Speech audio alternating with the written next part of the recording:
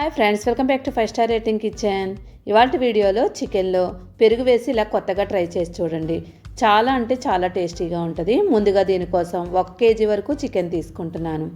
ఇక్కడ చికెన్ తీసుకున్నప్పుడు మీడియం సైజులో ఉండేలాగా చూసుకోండి. మరీ పెద్ద ముక్కలు కాకుండా చిన్నవి కాకుండా ఉండేలాగా ఉండాలి. ఇప్పుడు దీనిలో మనం 1 స్పూన్ వరకు అల్లం వెల్లుల్లి పేస్ట్ వేసుకోవాలి. 1 కప్పు వరకు పెరుగు తీసుకోండి. సుమారుగా 100 ml ఉండేలాగా చూసుకొని ఈ కప్పు పెరుగుని కూడా చికెన్లో వేసేసుకోండి. నెక్స్ట్ దీనిలో మనం 2 స్పూన్ల వరకు కారం వేసుకోవాలి. కారం తినేదాన్ని బట్టి అడ్జస్ట్ చేసి వేసుకోండి. కనీసం 2 స్పూన్ల వరకు కారం వేసుకోండి. రుచికి తగినట్లుగా ఉప్పు వేసుకోవాలి. నెక్స్ట్ 1/2 స్పూను పసుపు వేసుకోండి. ఇప్పుడు ఇవన్నీ వేసిన తర్వాత ఉప్పు కారం అంతా కూడా మనకి చికెన్కి పట్టేలాగా మొత్తం అంతా కూడా బాగా కలిపేసుకోవాలి. టైం ఉన్న వాళ్ళైతే ఒక అరగంట సేపు అయినా నానబెట్టుకోండి. టైం లేకపోతే అప్పటికప్పుడైనా కూడా ఇలాగా సింపుల్గా ఈజీగా చేసుకోవచ్చు. ఇప్పుడు దీన్ని పక్కన పెట్టుకొని ఇప్పుడు పొయ్యి మీద ఒక కళాయి పెట్టేసుకోండి. కళాయి పెట్టుకొని ఒక 2 టేబుల్ స్పూన్ల వరకు నూనె వేసుకోవాలి.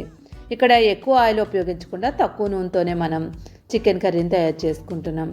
2 స్పూన్ల వరకు మనం నూనె వేసుకొని ఇప్పుడు ఈ చికెన్ అంతా కూడా దీనిలో వేసేసుకొని ఇప్పుడు దీన్ని బాగా వేగనివ్వాలి. చికెన్కి మూత పెట్టకుండానే మనం వేయించుకోవాలి. మొత్తం అన్నీ వేసుకున్నాం కదా. ఇది వేగేలోపు ఒక మిక్సీ గిన్నె తీసుకోండి. మిక్సీ గిన్నె తీసుకొని 2 ఉల్లిపాయలని ముక్కల కింద కట్ చేసి వేసేసుకోండి. నెక్స్ట్ దీనిలో అనాస పువ్వు ఒక 2 వరకు వేసుకోండి. లవంగాలు ఒక 4 వేసుకోవాలి. యాలక్కాయలు ఒక 2 వేసుకోండి. దాల్చిన చెక్క ఒక చిన్న ముక్క వరకు వేసుకొని ఇవన్నీ కూడా మిక్సీ చేసుకోండి. పొయ్యి మీద మనకి చికెన్ ఉంది కదా, ఒకసారి అటు ఇటు కూడా ఒకసారి కలిపేసుకోండి. ఇలా మొత్తం అంతా కలుపుకున్న తర్వాత వేరొక పొయ్యి మీద ఒక ప్యాన్ పెట్టుకోండి. ప్యాన్ కానీ ఇంట్లో తయారు చేసుకునే కళాయి అయినా ఏదైనా కానీ పర్వాలేదు. ఇప్పుడు దీనిలో 2 స్పూన్ల వరకు మనం నూనె వేసుకోవాలి. నూనె వేడైన తర్వాత ఆల్రెడీ మనం పేస్ట్ చేసుకున్నాం కదా ఉల్లిపాయలు మసాలాలు, ఆ పేస్ట్ని దీనిలో వేసేసుకొని ఈ ఉల్లిపాయ అంతా కూడా బాగా కలిపేసుకొని బ్రౌన్ కలర్ వచ్చే వరకు వేయించేసుకోండి. ఉల్లిపాయ వేగేలోపు ఒకసారి చికెన్ కూడా కలిపేసుకోండి. చూడండి, మనకి చికెన్లో నుంచి వాటర్ అంతా కూడా చక్కగా బయటకు వచ్చేసింది. ఈ నీరుతోనే మనకి చికెన్ అంతా కూడా మెత్తగా అయిపోద్ది. ఒకసారి బాగా కలిపేసుకోండి. ఇది మొత్తం నీరు పోయే వరకు వేయించుకోవాలి. ఇక్కడ ఉల్లిపాయ కూడా మనకి వేగిపోయింది. చూడండి, కలర్ మారిపోయింది కదా.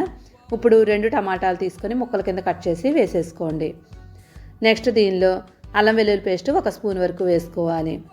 3 పచ్చిమిరపకాయలని ముక్కల కింద కట్ చేసుకొని వేసేసుకోండి. ఇవన్నీ వేసిన తర్వాత మళ్ళీ ఒకసారి బాగా కలిపేసుకోండి. వెల్లుల్లి పేస్ట్ వేసిన తర్వాత అడుగు పట్టకుండా మనం టమాటాలతో పాటే వేసుకోవాలి. 1 స్పూన్ వరకు ధనియాల పొడి, 2 స్పూన్ల వరకు కారం వేసుకోండి.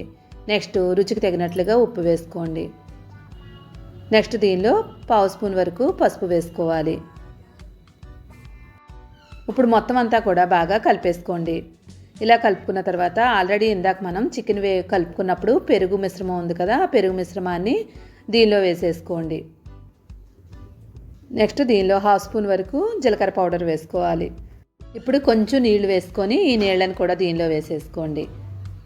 ఇప్పుడు మనం ఈ కారం అంతా కూడా పచ్చివాసన పోయేలాగా మొత్తం అంతా కూడా మసాలా ముద్ద అంతా కూడా వేగనివ్వాలి. కొంచెం నీళ్లు మళ్ళీ యాడ్ చేసుకొని మసాలా వాసన పోయే వరకు దగ్గరికి అయ్యే వరకు మనం వేయించేసుకోవాలి.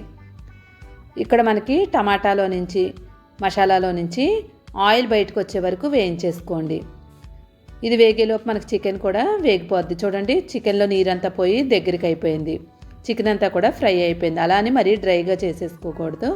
ఇప్పుడు గ్రేవీ పైన కూడా ఆయిల్ బయటకు వచ్చేసింది కదా, అంటే మనకి మసాలా అంతా కూడా వేగిపోయినట్లు. ఒకసారి బాగా కలిపేసుకోండి. మొత్తం అంతా బాగా కలుపుకున్న తర్వాత చికెన్ ఫ్రై అయిపోయింది కదా, ఆ ఫ్రైని దీనిలో వేసేసుకోవాలి.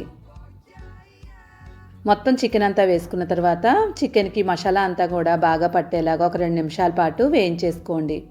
2 నిమిషాలు బాగా కలిపేసుకున్న తర్వాత దీనిలో 1 గ్లాస్ వరకు నీళ్ళు యాడ్ చేసుకోండి.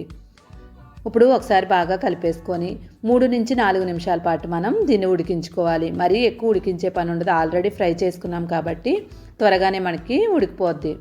ఇప్పుడు దీనిలో 1 స్పూన్ వరకు చికెన్ మసాలా పౌడర్ వేసుకోండి. చికెన్ మసాలా పౌడర్ లేనట్లయితే గరం మసాలా పౌడర్ వేసుకున్నా పర్వాలేదు. మొత్తం అంతా బాగా కలిపేసుకొని మూత పెట్టేసుకొని ఒక 2-3 నిమిషాల పాటు అలానే వదిలేయండి. ఇక్కడ చికెన్ వేయించుకున్నాం కాబట్టి మనకి హార్డ్గా ఉంటుంది అనుకోవద్దు. గ్రేవీలో ఉడికించుతున్నాం కాబట్టి మెత్తగానే అయిపోద్ది. 2-3 నిమిషాలు ఉడికిన తర్వాత గ్రేవీ అంతా కూడా చక్కగా దగ్గరికి అయిపోద్ది. ఇప్పుడు ఒకసారి బాగా కలిపేసుకోండి. చూడండి గ్రేవీ ఎక్కువగానే ఉంది. చాలామందికి చికెన్లో గ్రేవీ రావట్లేదు అనుకుంటారు కదా, అలాంటి వాళ్ళు ఇలా ట్రై చేయండి, టేస్ట్ కూడా బాగుంటుంది. ఇప్పుడు ఒకసారి బాగా కలుపుకున్న తర్వాత ఇప్పుడు ఫైనల్గా దీనిపైన కొత్తిమీర వేసేసుకోండి. కొత్తిమీర వేసిన తర్వాత స్టవ్ ఆఫ్ చేసేసుకొని మూత పెట్టి 2-3 నిమిషాల పాటు అలానే వదిలేయాలి. 2-3 నిమిషాల వరకు కదిలించకుండా ఉంటేనే టేస్ట్ బాగుంటుంది.